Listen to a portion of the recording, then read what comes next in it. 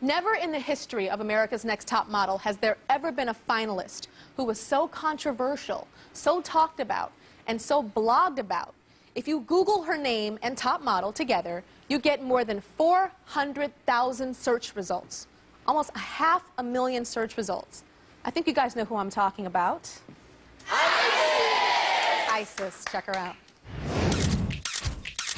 Isis first caught my eye when she showed up in the background of a photo shoot during Cycle 10 of Top Model. This girl is absolutely amazing. And my staff said, Tyra, there's something a little different about that girl. So what's different about that girl? I was born physically male, but mentally, everything else, I was born female. Isis. And when she joined the cast for Cycle 11, she wasn't shy about letting everybody know her story. Transition is kind of like going through puberty. I started out as a kid, and now I'm developing. Of course, Isis made some people uncomfortable. The way her body is now in the real world of modeling, I just don't see Isis being booked. I think it's about time for Isis to go home. Modeling's just not for her. I wouldn't say the cause is out yet, but the cat might be scratching at the door a little bit at this point. But she wasn't about to stop being who she is for a second. I'm here, I'm myself. This is how I've always been. Transition or not, I'm me. Ultimately, Isis wasn't able to go all the way.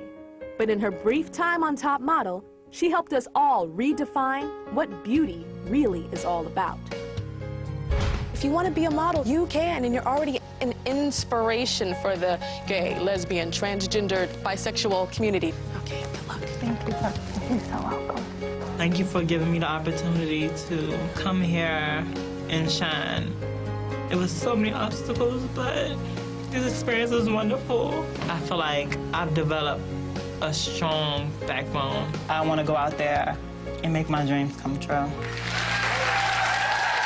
stand up for Isis. Stand on up for Isis.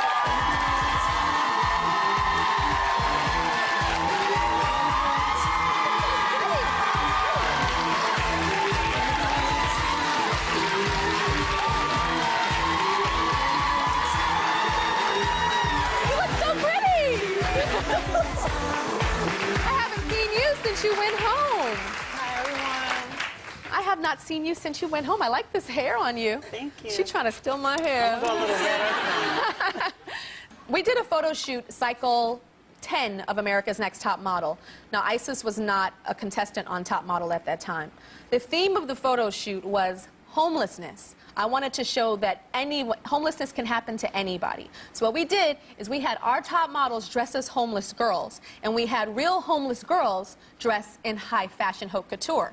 So I'm editing the film of 13 or 14 girls. I edit all the film on Top Model. So I'm in my room editing this film, and I keep seeing this beautiful girl in the background.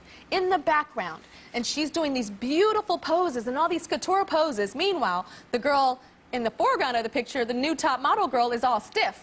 But this girl is in the background. Look at that gorgeous shot. I mean, that is like couture. And I said, who the hell is that girl?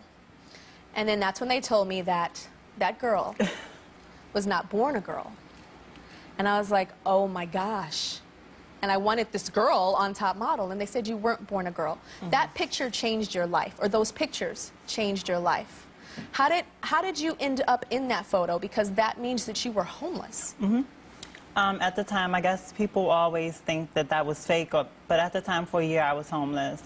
I was living in an assisted living program, and from there, another program I was in called Reciprocity, they got a call from Top Model, I guess, because they were involved with homeless youth. Mm-hmm. So they got the call, about having a few girls, and 5 of us, they asked. So, of course, I wasn't going to turn that opportunity down. I always loved Top Model, so I just went for it. You went for it, and look what happened. You had no idea that I would be looking at your picture going, oh, my God, there's a star in the background. Okay, your name, when you type in your name in Top Model, almost 500,000 search results come up. What does that feel like? It's amazing. I went into this experience, and I really thought or kept out of my head transgender. You know, I really came here wanting the opportunity like everyone else, and just try to not really think about it because I didn't want that to consume me or believe that that was the reason I was here, because I know it wasn't. When I look at your face and see these cheekbones and these big eyes and these lashes, I see femininity. So when did you realize that you were different? When you were a little tiny thing and just was like, and not feeling, because when I was a tiny thing, I felt like a girl. You know, when you were a little tiny boy. I felt like a girl. You felt like a girl. I love it. Okay, so you felt like a girl. At what age? Honestly, I'd say born in the wrong body. As long as I can remember, like being a little kid, I've always been envious of the girls because, you know, I would play with them, but then I would get in trouble, you know, or just feeling comfortable being around women, feeling uncomfortable being in a boy like locker room. So I've known my whole life that I was different and that I was a woman. I just didn't know at the beginning, like.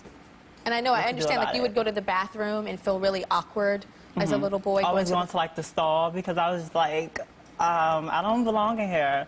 So I would always feel uncomfortable. Now, I know that little girls like to play with dolls. So did you like to play with dolls? Of course. Well, even though, let me set the record straight, I feel like it's okay for little boys to play with dolls. It is. It doesn't make them gay or transgender. You know, they say it makes boys better fathers. But in my case, I've always liked to play with dolls, dress them up, because, you know, I'm a designer too.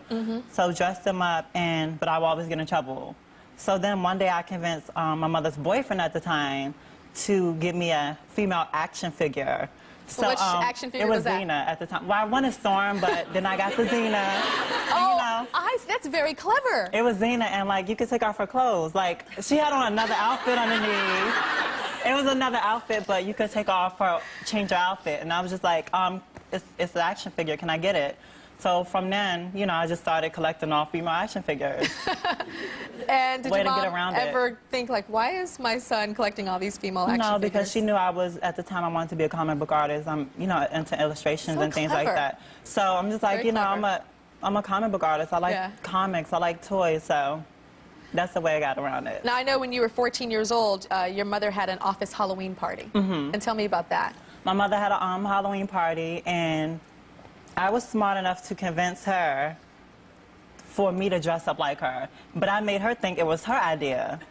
So I made her think it was her idea, and I dressed up like her. I had on her like 4-inch heels, long wig and everything, and we went there. And, you know, everybody just laughed at it. You know, oh, so cute. And I'm just like, I'm feeling it. And working the heels and everything. Of course, nobody didn't think, like, you can walk in heels. They just thought it was funny. They just thought it was funny. I'm like, yeah, I've been walking heels for a really long time. Well, I just want to say that that photo shoot that Isis did, the homeless photo shoot, the season before she was in Top Model, it was freezing cold. So the models would circle in and out, back and forth, like, I'm too cold, I'm going to take a rest. Now tell them what you did. Okay, so I'm anemic. Of course, you know, I'm really skinny too. And, like, the outfit was a lot of skin.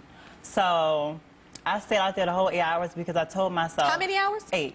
8 hours. In the freezing cold, in the winter. I stayed out there for the 8 hours because I told myself, you never know what can happen from this opportunity. So I just stuck it out, you know, in between Jay and, like, the photographer. They were like, you know, do you want to take a break? And I'm like, no, I'm okay.